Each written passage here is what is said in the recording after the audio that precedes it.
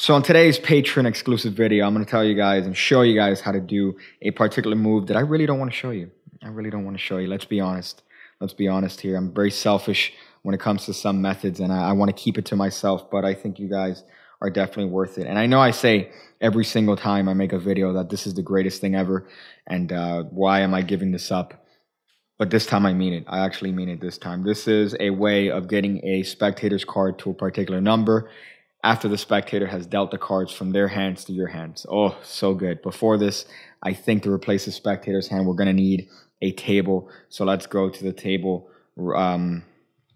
So you notice on Patreon, it actually works. On Patreon here, it actually works. So for this, we're going to need a table. Obviously, this is done with the spectator. You could do this standing up, which is the point. But I don't have a spectator here, so we're going to have to make use of the Pick Cake tabletop 9000. So the spectator picks any card they want. In this case, it's the four of diamonds. This card is subsequently lost in the middle of the deck, never to be seen ever again by human hands. However, we do ask the spectators for them to take the cards in their own hands and deal them one at a time to our left hand. So they take the cards and they're dealing it to your hand anytime they want. They could actually stop dealing. However, some spectators decide to keep going. Some spectators stop early. Some spectators might even want you to put cards back. It's totally fine. They stop whenever it is they want. They could deal cards, as many as they want, onto your hand. But ultimately, when they call stop here, we say, sir, are you sure you want to stop right here? Are you sure you don't want to add one more card? You want to stop right here. Spectator, of course, reassures and reaffirms this.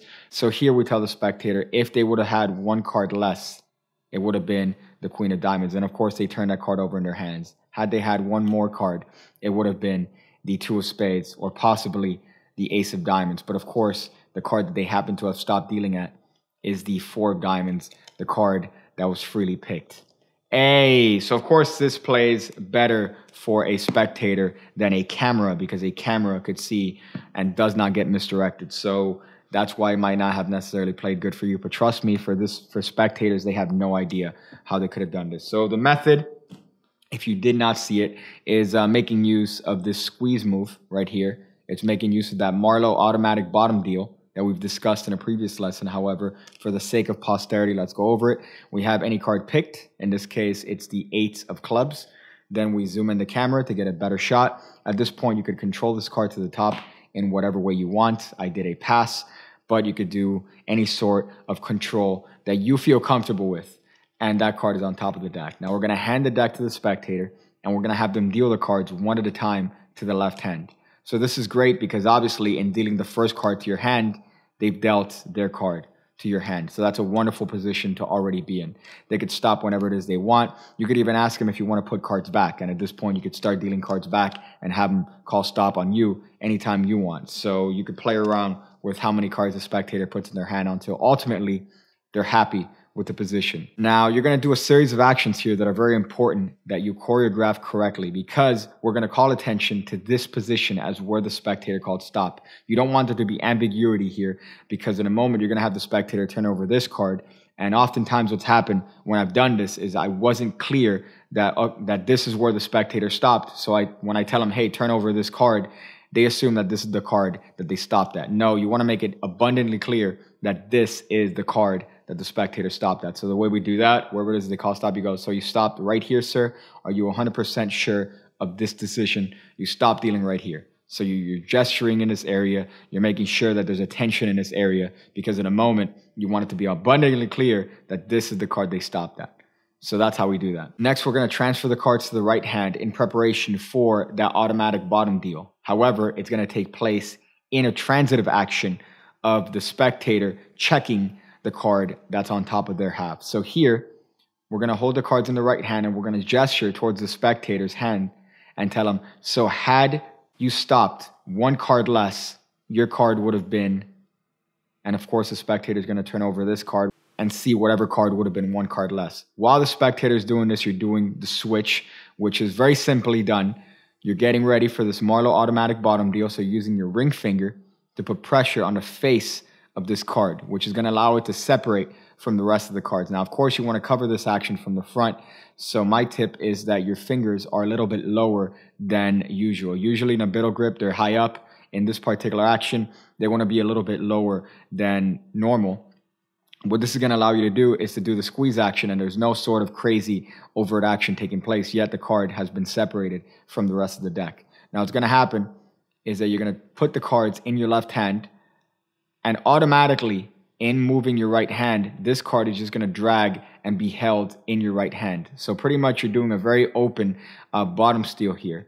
Now, the action that you're trying to accomplish here is that you're just turning over this card end for end and turning over the next card to show one more card would have been the 7 of spades. That's the action you're trying to emulate. However, in doing this action, what's happening, you're separating the card from the rest of the packet. You're putting the rest of the cards in the left hand. This card subsequently gets taken along for the ride. You then rotate it end for end, and you can now use that card to turn over this next card and say one more card would have been the 6 of hearts. As a matter of fact, another card would have been the 7 of spades, but you stop dealing right here, sir. For the first time, name your card, 8 of clubs, everyone goes home happy. So in action, the move should just look like this. Let me see if I could get everything here in hot frame. In action, you're holding the cards. So you're 100% sure you want to stop right here? Yes, you are. Okay, do me a favor. Let's see what would have happened had you stopped on one card less. Spectator turns over this. While that's happening, you're doing this move over here and saying, had you stopped one card more, it would have been the 7 of spades or even the 6 of hearts. But instead, you stopped right here. For the first time, name your card, 8 of clubs. So this is an action that does take a little bit of control in terms of the spectator's awareness and what they're paying attention to. In this case, there's heavy misdirection in the spectator turning over this card. So ultimately, it should just be a natural action of you holding this card in your right hand. So when the spectators look back at your hand, you're able to show the next card being the 8 of clubs and the next card being the 6 of hearts and the card they stopped at to be the 7 of diamonds or whatever card they happen to have picked that you control to the top initially. So that's the position force or whatever force you want to do. If you want to use that to force a card or if you want that to force a position for a number, so you have the spectator deal down to a particular number, you can make use of this force. It's very, very easy to do. And don't just think that because you saw it on camera that you can't do it in person. It's more of a timing thing. It's less of the actual action of the move and more of an actual attention control. So you're controlling the attention of the spectator, and you're going to have the heavy misdirection of the spectator turning over the card in the deck. So you really have nothing to fear doing this particular move. So I hope you guys enjoy it. I hope you guys definitely use it and give it the justice that it deserves. It's a wonderful move. And let me know in the comments below what you would use it for. So thank you guys again for being a hot patron. I'll see you guys on the next one.